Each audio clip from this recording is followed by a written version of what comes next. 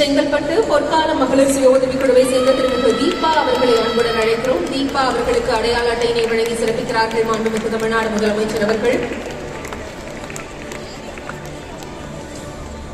சென்னை குடியரசு மகளிர் சுய உதவிக் குழுவை சேர்ந்த தமிழ்ச்செல்வி அவர்களுக்கு அடையாள அட்டை வழங்கப்படுகிறது.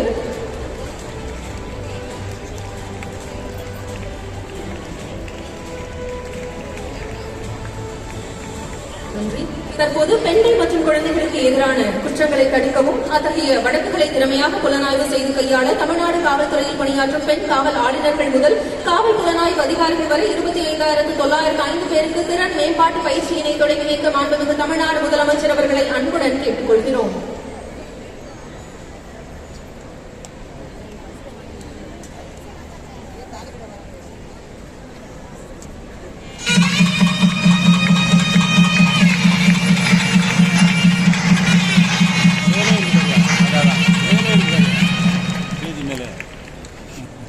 நன்றி.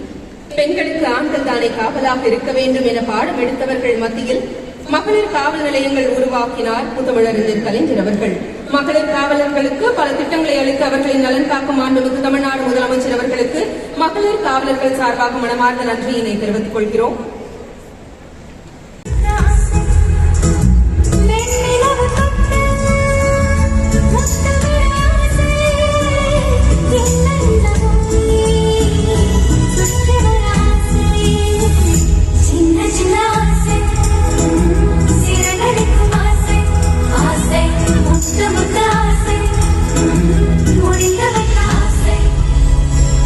கல்லூரி படிப்போடு முடிஞ்சிருச்சா?